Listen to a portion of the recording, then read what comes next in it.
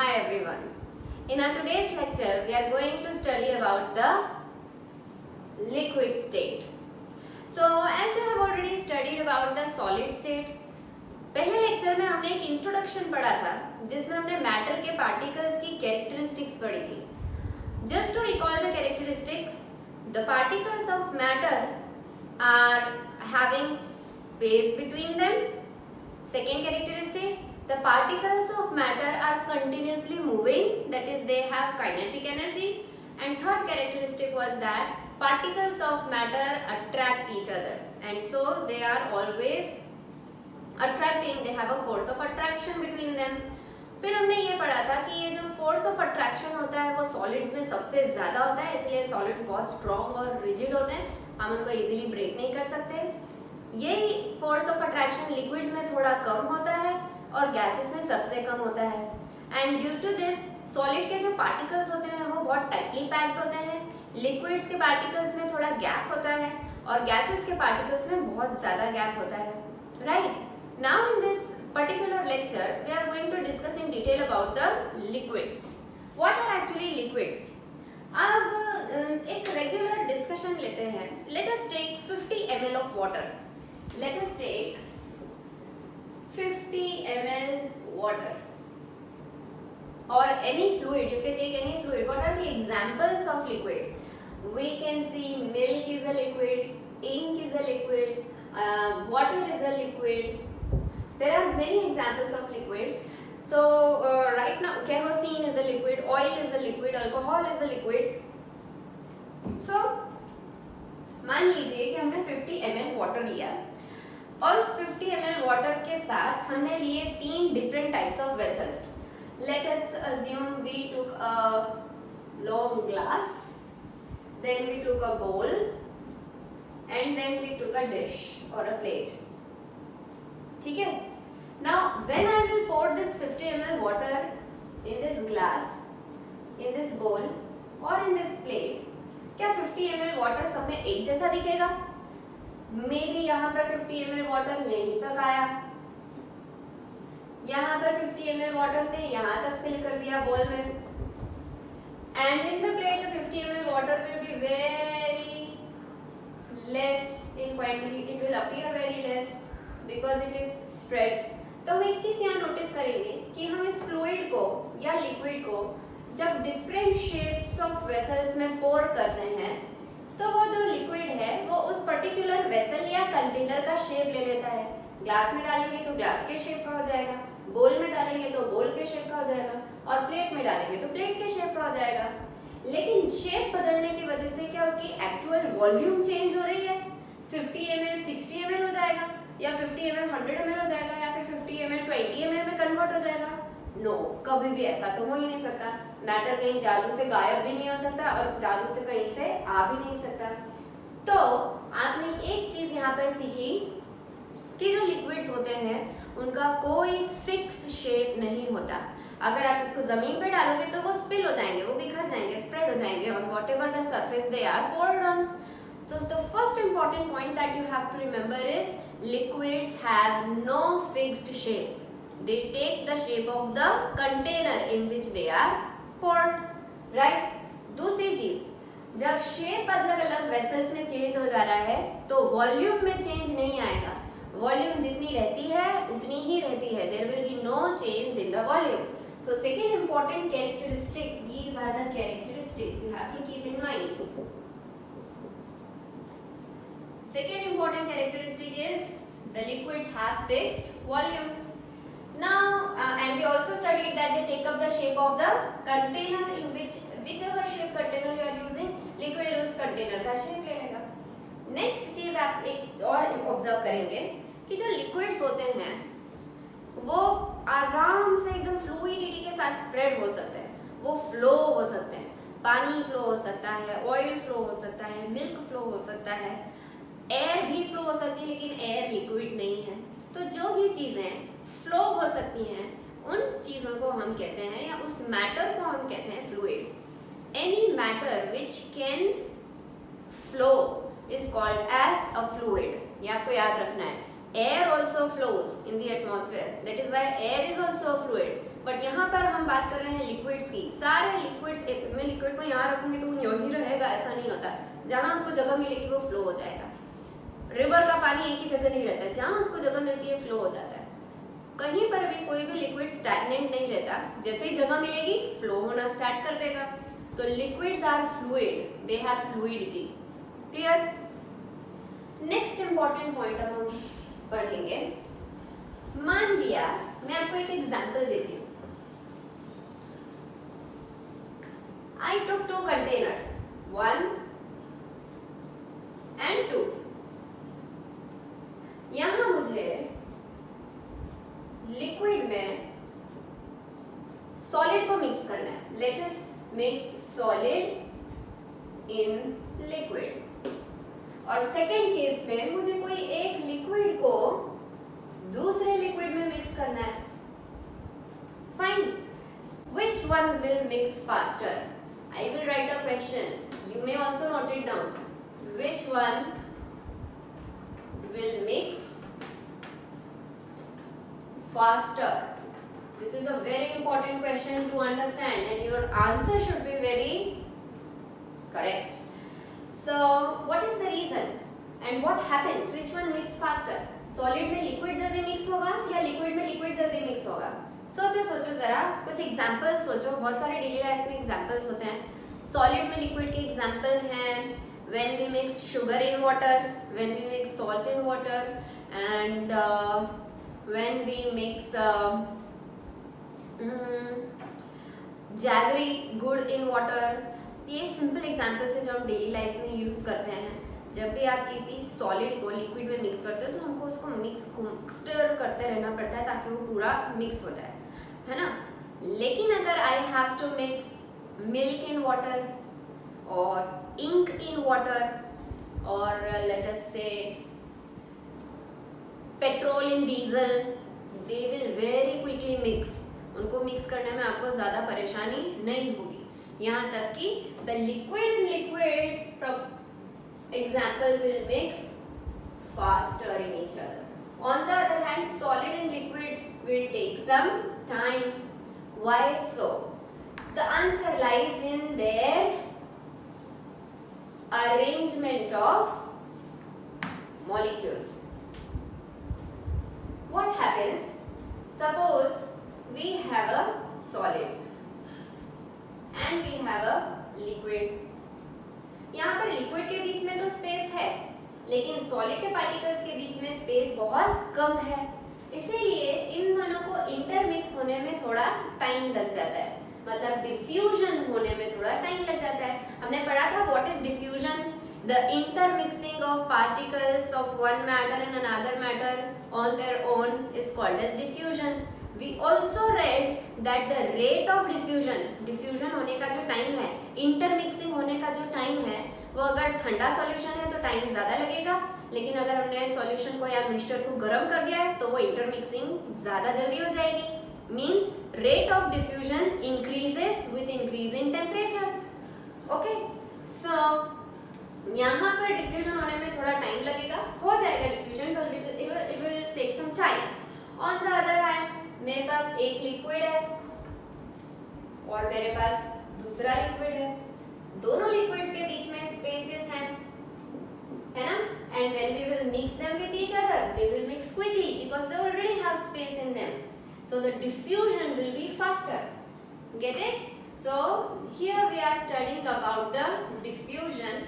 We call it rate of diffusion. Rate of diffusion is faster in liquids as compared to solids, okay, because of the spaces which are present in between the molecules of the matter. Another thing that you have to keep in mind is diffusion तो liquid में हो रहा है, लेकिन liquid में क्या क्या चीजें diffuse हो सकती हैं। So in a liquid can also diffuse, solid can also diffuse and gases can also diffuse।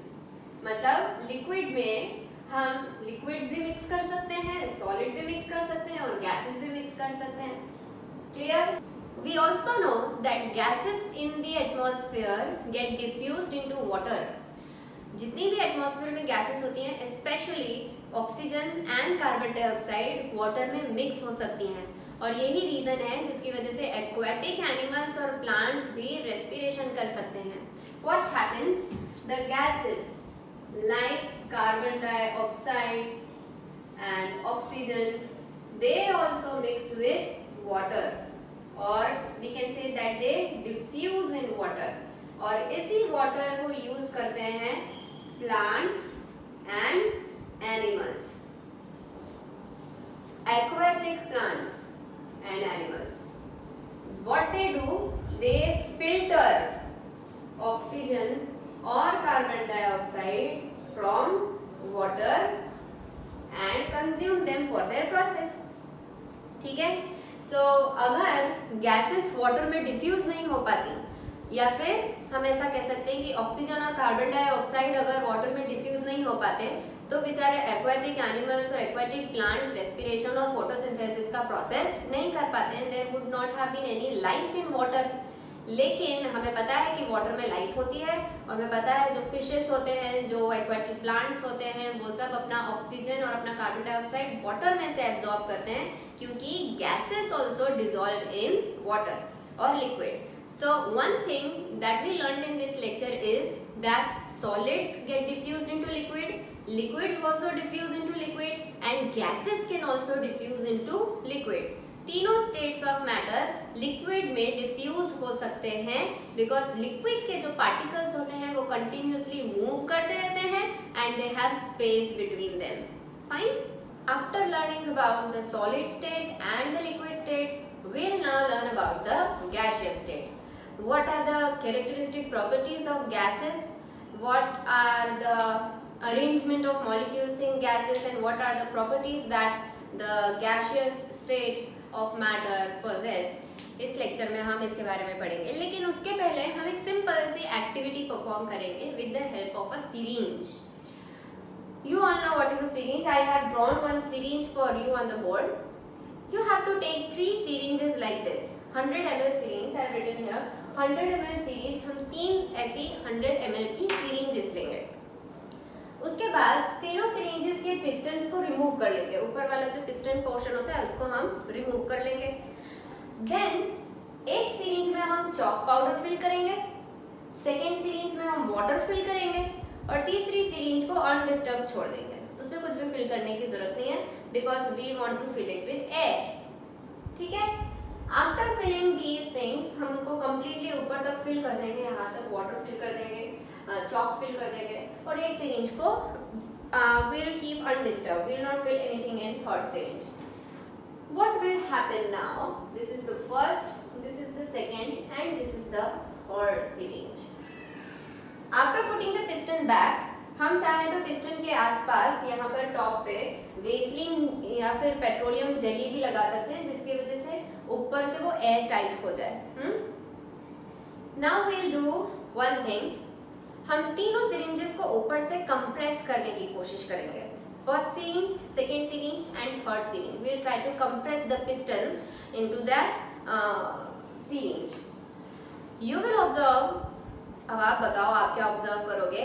Chalk, water और एयर में से कौन सी चीज ऐसी है जो कंप्रेस नहीं होगी?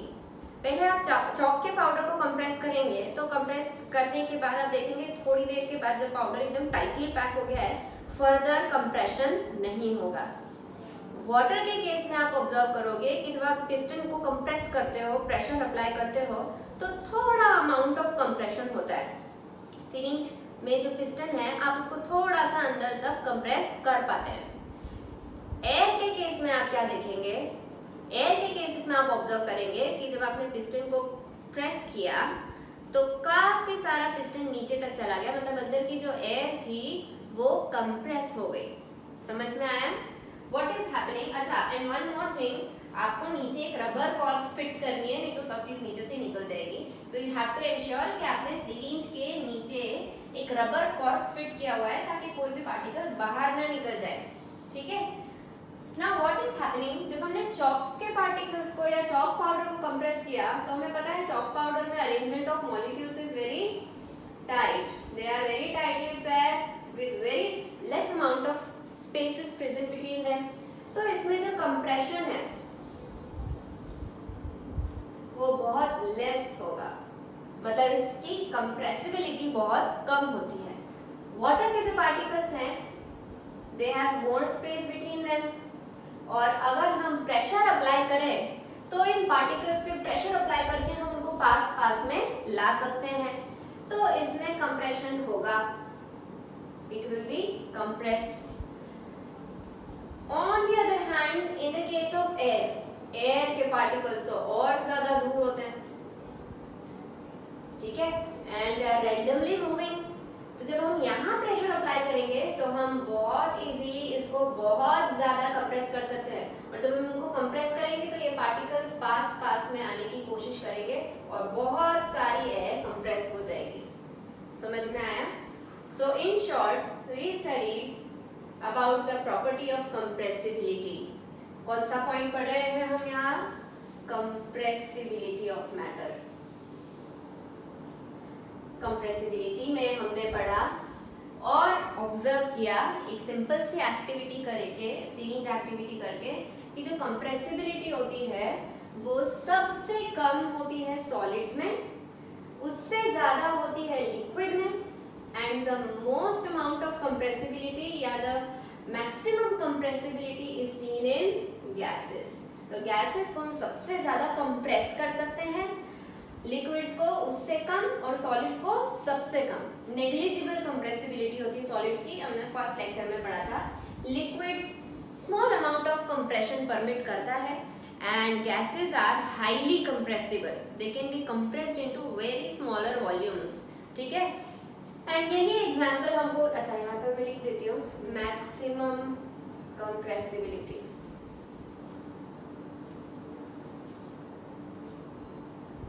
फाइन. मैं यहाँ आपको 3 एग्जांपल्स दूंगी. One example is CNG, that is compressed natural gas which is used as a fuel in vehicles also. Another example is oxygen gas which is used in hospitals and other medical laboratories, जहाँ पर और एक और example मैं आपको दूंगी LPG, that is liquid petroleum gas. तीनों में क्या चीज कॉमन है? तीनों में एक चीज तो कॉमन है कि ये तीनों गैसेस हैं. दूसरी चीज, ये तीनों सिलेंडर्स में अवेलेबल होती हैं. यू मस्ट हैव हर्ड, किसी बॉक्स में पैक करके हम कभी भी गैसेस को नहीं भेजते हैं, है ना. हमने देखा है कि ये सारे गैसेस जो होते हैं वो सिलेंडर्स में पैक्ड होते हैं. एंड अगर हमारे पास कोई भी गैस है तो हम बहुत सारी गैस को कंप्रेस करके बहुत छोटी वॉल्यूम में भी पैक कर सकते हैं, एंड इसीलिए गैसेस की पैकिंग और उनका ट्रांसपोर्ट बहुत इजी हो जाता है. They are very easy to handle when they are compressed. While on the other hand liquids और सॉलिड्स में हम ऐसा नहीं कर सकते. अगर हमारे पास कोई पर्टिकुलर वॉल्यूम ऑफ लिक्विड या सॉलिड है तो हम उसको कंप्रेस करके उसकी वॉल्यूम रिड्यूस नहीं कर सकते, लेकिन गैसेस की वॉल्यूम हम बहुत ज़्यादा रिड्यूस कर सकते हैं by just applying pressure and changing the temperature, so that इतनी बड़ी या इतनी सारी जो गैस की वॉल्यूम है वो छोटे से एरिया में कंप्रेस हो जाए और हम उसको इजीली सब जगह ट्रांसपोर्ट कर सकें. ठीक है, and this is what happens in the cylinders of LPG, in the cylinders of CNG and in the cylinders of oxygen. Clear? That gases are highly compressible. उनकी compressibility property जो होती है वो बहुत high रहती है, and this is the reason why large volumes of gases can be compressed into cylinders, smaller cylinders and transported easily. एक और point हम आगे पढ़ेंगे, वो होता है उनके molecules का arrangement. जो gases होती हैं उनके जो पार्टिकल्स होते हैं वो बहुत लूजली पैक्ड होते हैं, and they are randomly moving in all the direction. हमने ये पढ़ा था कि जो सॉलिड्स, लिक्विड्स और गैसेस होते हैं तीनों के पार्टिकल्स मूव करते रहते हैं, लेकिन सॉलिड्स के पार्टिकल्स में मूवमेंट कम होता है, लिक्विड्स के पार्टिकल्स में मूवमेंट ज़्यादा होता है, और गैसेस के पार्टिकल में मूवमेंट सबसे ज़्यादा होता है. ठीक है, तो पहला पॉइंट तो ये है कि जो गैसेस होती हैं उनके जो पार्टिकल्स होते हैं, particles of gases have large space between them. They have large space between them.